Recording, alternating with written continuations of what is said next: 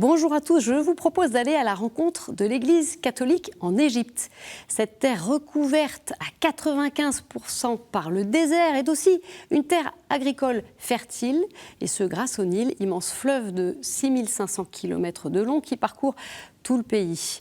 Alors ce géant démographique du Proche-Orient avec environ 110 millions d'habitants est très majoritairement musulman, mais l'Égypte est aussi une terre chrétienne très ancienne. Elle a été évangélisée par saint Marc.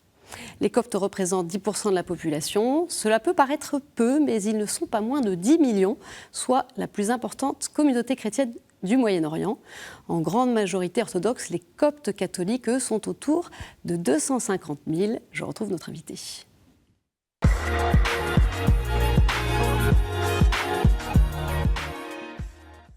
Bertrand de Margerie, bonjour. Bonjour. Alors pour faire connaissance, vous êtes chargé de mission Égypte pour l'œuvre d'Orient depuis fin 2019 et cette dernière année, eh bien, vous vous y êtes rendu 5 fois, notamment en avril 2024 pour accompagner la délégation de la Conférence des évêques de France. Absolument. Alors on entend parler des Coptes dans leur ensemble, c'est un mot évidemment qui résonne, mais on ne sait pas finalement ou forcément à quoi ressemble l'Église catholique. L'Église catholique en Égypte, quelle est finalement sa particularité, ce visage des catholiques qui est quand même divers puisque il y a pas moins de 7 rites. Bonjour. Rappelons-nous juste que copte, en fait, étymologiquement, ça veut dire égyptien. Égyptien. Donc l'église copte, c'est l'église égyptienne. Vous l'avez rappelé, c'est une église très ancienne, qui ensuite l'église a été à 100% chrétienne dans les premiers siècles. Et puis la proportion des chrétiens a diminué pour, vous l'avez dit, représenter environ 10%, 10 millions d'habitants. Ce qui s'est passé, c'est que la population a été 100% chrétienne ? Dans les premiers siècles, voilà, parce que au IIIe siècle. Non pas l'Église, non pas voilà. l'Église. Voilà. La population était entièrement chrétienne. C'était l'Église d'Alexandrie. Au fil du temps, la proportion en fait des chrétiens a diminué, donc pour ne représenter plus que 10% environ, donc 10 millions environ de personnes. Au XVIIIe, XIXe siècle, une partie de cette population copte a rejoint en fait l'Église de Rome, dont en fait les Coptes sont séparés depuis le concile de Chalcédoine en 451. Et ces communautés, par ailleurs, ont gardé le rite des Coptes traditionnels. Et donc c'est comme ça qu'on parle des rites des Coptes catholiques, qui sont donc une communauté qui est rattachée à l'Église de Rome, mais qui a conservé le rite et la liturgie copte. Ils sont effectivement environ 250 000, c'est-à-dire une poignée, une toute petite minorité de gens. Dans la minorité. Petite minorité dans la minorité. À côté de cette église copte catholique, dont il faut dire qu'elle a des spécificités par rapport à nos églises latines, c'est-à-dire que c'est une église synodale, qui est donc dirigée par un synode des évêques, qui élit son patriarche, actuellement sa béatitude Ibrahim Sedrak, qui élit ses évêques avec une validation ex post par les autorités à Rome, et qui décide, des affaires qui occupent l'Église copte catholique en Égypte. Ce synode se réunit 4 fois par an, physiquement, et il y a ensuite des communautés, des comités permanents qui suivent les affaires.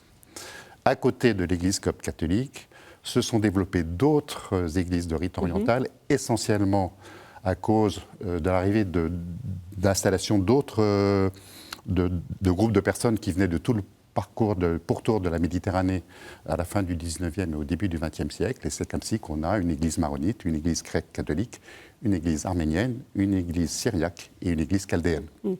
Alors, ces églises sont très peu nombreuses, c'est quelques milliers de fidèles oui. Actuellement. Et l'ensemble, et il y a bien sûr une église latine. Il y a des latins, bien sûr. Parce que... Qui viennent d'ailleurs. Alors, à l'origine, il y avait 2 origines, soit qui sont venus d'ailleurs, soit qu'ils ont été en fait... notamment des Européens. Convertis à l'église latine par toutes les congrégations européennes qui se sont installées en Égypte au XIXe siècle. Voilà. Et cette église latine était peu nombreuse, mais en fait, son nombre croît actuellement. On en parlera peut-être après, avec les réfugiés soudanais, qui sont des chrétiens de rite latin. Et on y viendra effectivement. Alors l'Église catholique en Égypte compte 9 diocèses. Comment elles sont réparties, les communautés catholiques dans le pays? Alors effectivement, vous avez le diocèse, l'éparchie patriarcale, qui est le diocèse d'Alexandrie et du Caire. Ouais. Et en descendant, vous avez successivement 7 diocèses jusqu'à Luxor. Et vous avez un 9e diocèse, celui d'Ismaïlia, qui couvre toute la partie du canal de Suez et du Sinaï. D'accord. Historiquement, les chrétiens, les coptes orthodoxes, ont été plus nombreux en Haute et en Moyenne Égypte, oui, en termes de pourcentage. Et donc, parallèlement, les communautés coptes catholiques qui sont issues de ces communautés coptes orthodoxes sont également plus nombreuses dans ces régions-là. Et donc les gros diocèses, numériquement parlant, oui, sont situés en Moyenne et en Haute Égypte. Plus qu'ailleurs, d'accord. Maintenant, ces diocèses, ces populations de Haute et de Moyenne Égypte sont soumises aux mêmes pressions migratoires que l'ensemble de la population égyptienne, c'est-à-dire que ces gens quittent ces zones rurales qui n'offrent plus de possibilité de vivre décemment. Ils vont chercher du travail soit au Caire, mais ça peut être ailleurs. Ils peuvent aussi aller, par exemple, sur les zones littorales de la mer Rouge, sur les zones touristiques, là où il y a du travail. travail.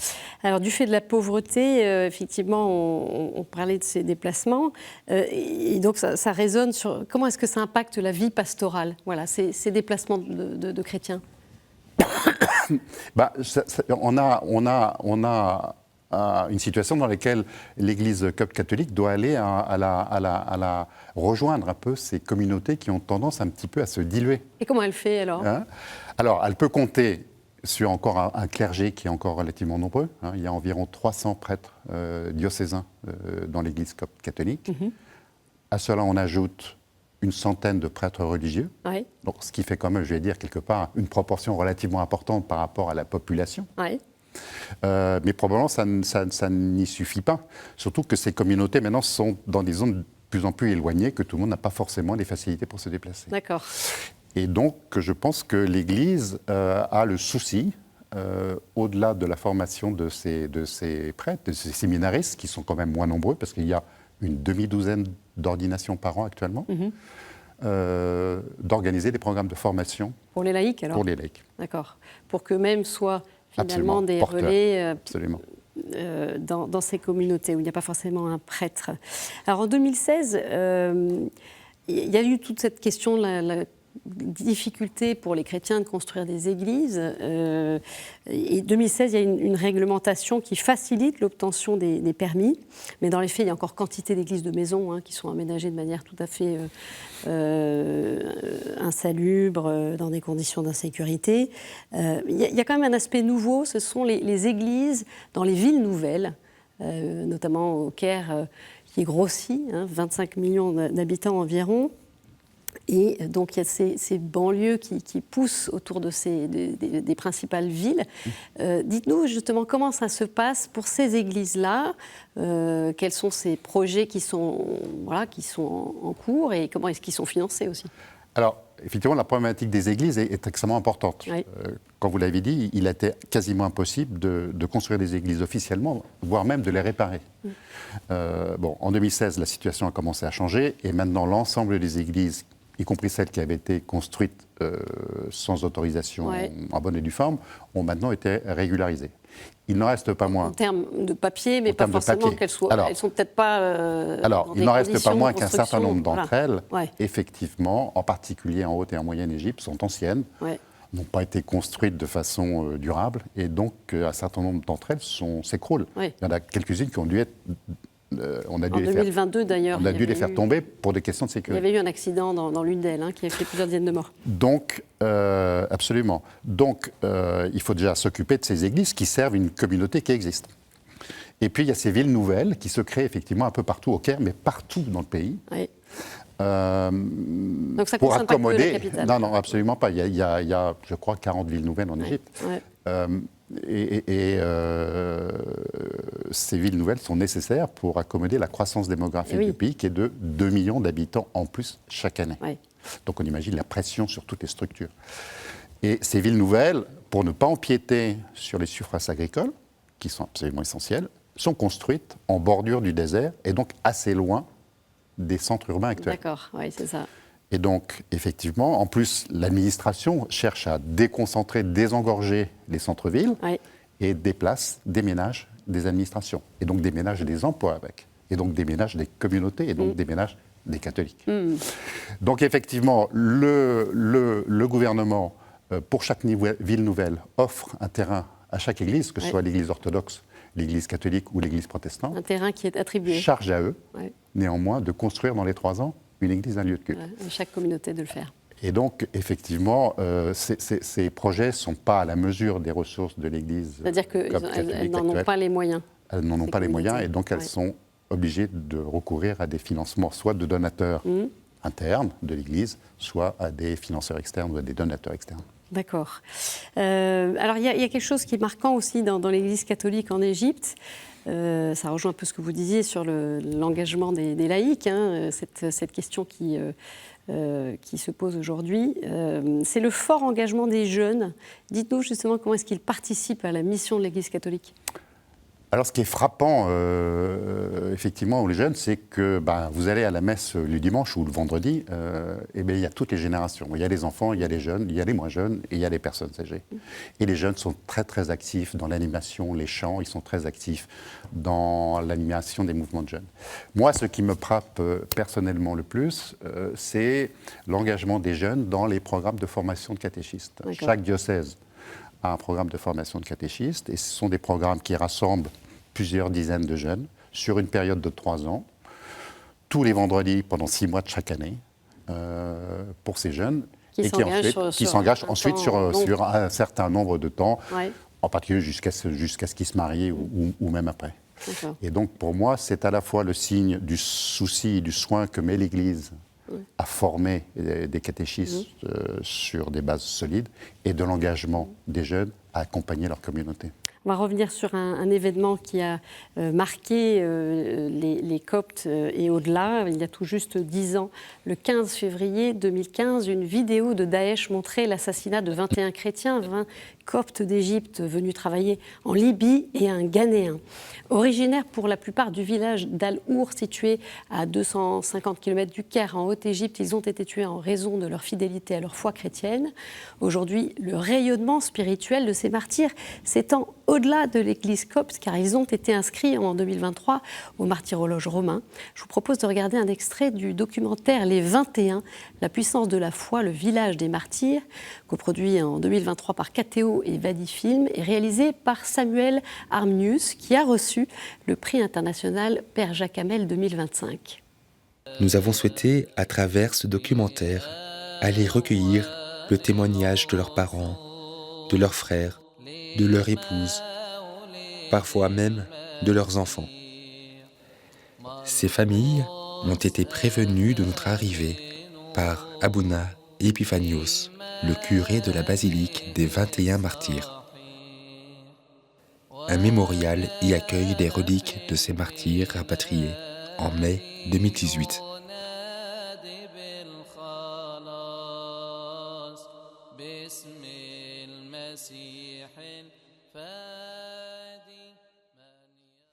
Voilà, Bertrand, Marjorie, peut-être une réaction.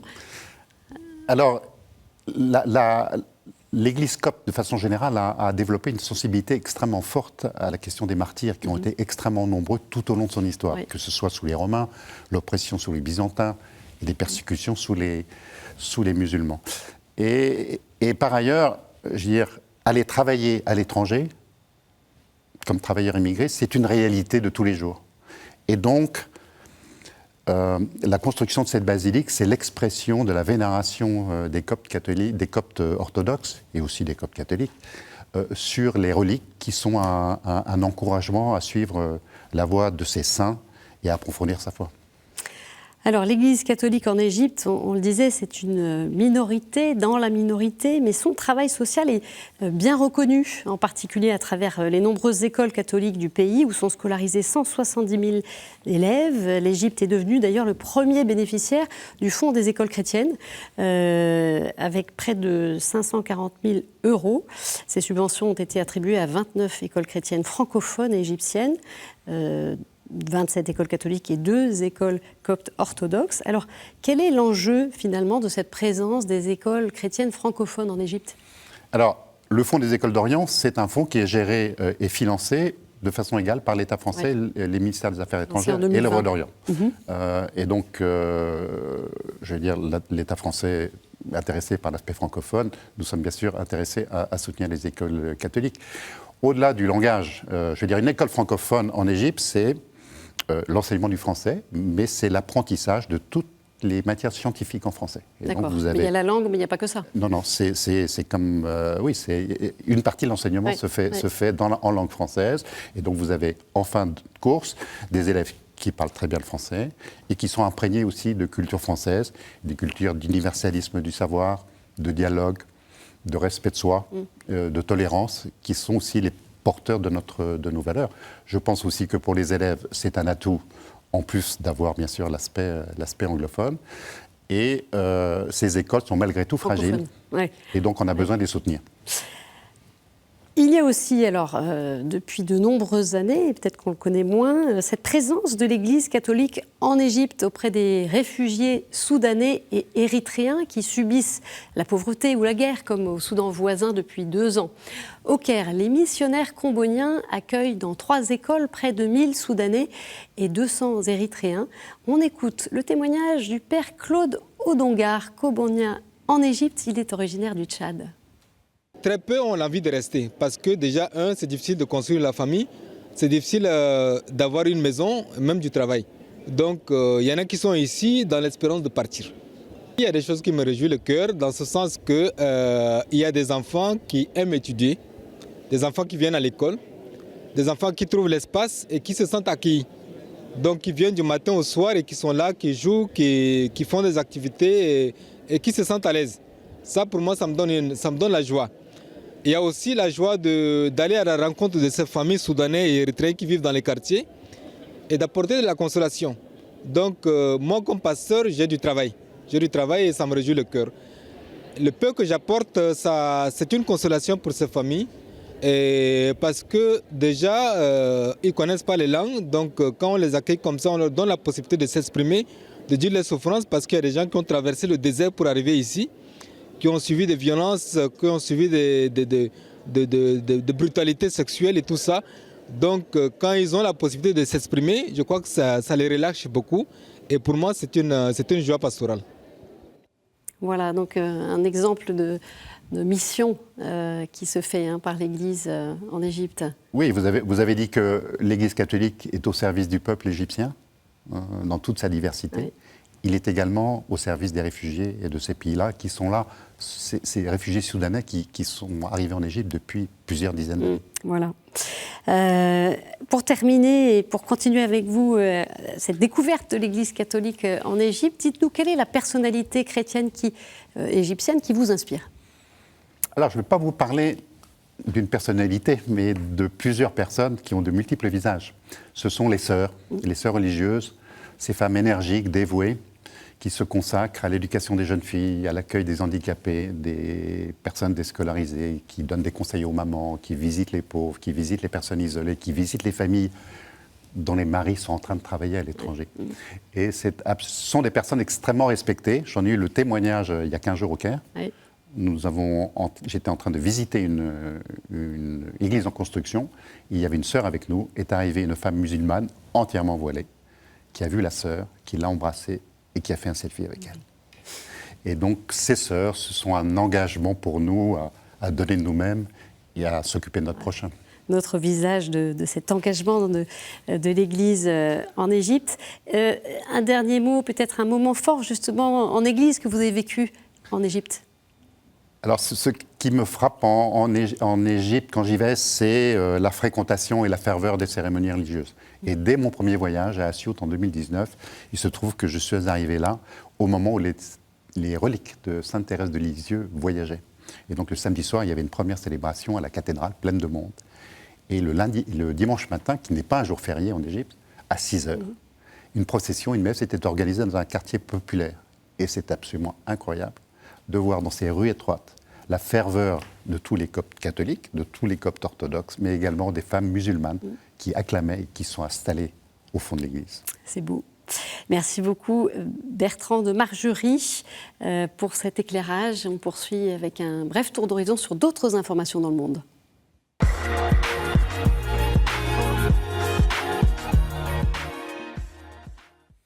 Ce mercredi, les évêques européens de la COMECE, la Commission des épiscopats de l'Union européenne, demandent à l'Union européenne de prendre des mesures concrètes afin de protéger les droits des minorités en Syrie dont font partie les chrétiens. L'érosion des communautés chrétiennes serait une perte tragique, non seulement pour la Syrie, mais aussi pour la stabilité de la région et du monde, affirme Monseigneur Mariano Crociata, le président de la COMECE.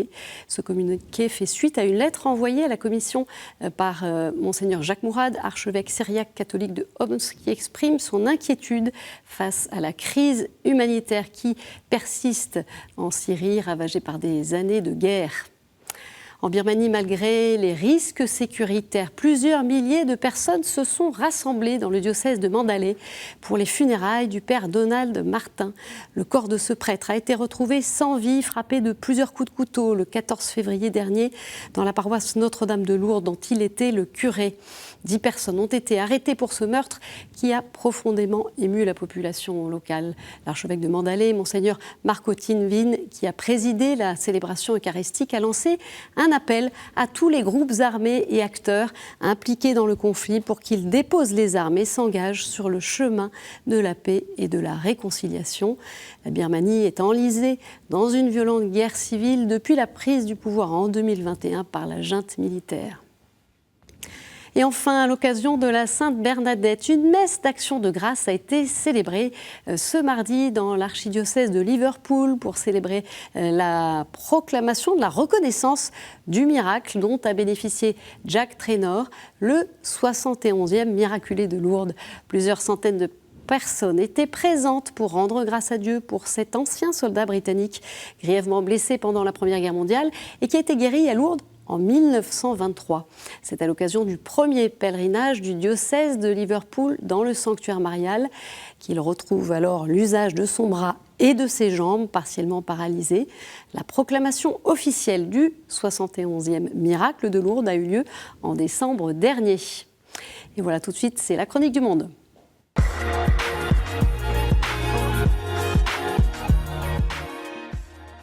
Cette semaine, nous avons des nouvelles du père Michel Aboud, président de Caritas Liban. Le Moyen-Orient, c'est la terre qui rêve sans cesse la paix. Mais cette terre-là est immergée dans le sang. Dès le commencement de l'humanité, Caïn a tué son frère Abel. Il y avait le sang. Au commencement du christianisme, il y avait le sang des enfants de Bethléem, le sang de l'innocence. Mais il y avait là la paix de Marie, la paix de la confiance, de la sainteté, la paix qui a l'abondance à la volonté de Dieu. Et Marie nous enseigne comment nous vivons cette paix-là malgré toutes les souffrances. Le Christ lui-même a versé son sang sur la croix. Mais après le vendredi, il y avait dimanche. Après la mort, il y avait la résurrection. Et nous croyons que Jésus est là et vivant parmi nous. Et le Moyen-Orient toujours est dans le sang. C'est pourquoi nous levons la voix. Nous voulons la paix. Nous avons donné le Christ, le christianisme à tout le monde. Et maintenant, nous demandons l'aide. Nous demandons la paix. Il y a parmi nous des gens qui souffrent en silence. Il y a des gens qui ont quitté leur pays et les mamans restent seules avec les papas ici, dans nos pays. Donne-nous la paix que nous voulons. Et comme ça, notre vie sera changée. Caritas est à côté de son peuple. Caritas travaille au nom de l'Église. L'Église est une mère et la mère ne délaisse pas ses enfants. Merci Père. Voilà, c'est la fin de cette édition. Merci de l'avoir suivie. Vous pouvez la retrouver sur notre site, nos réseaux sociaux, mais également sur KTO Radio. Je vous souhaite une très bonne semaine et je vous retrouve jeudi prochain. Au revoir.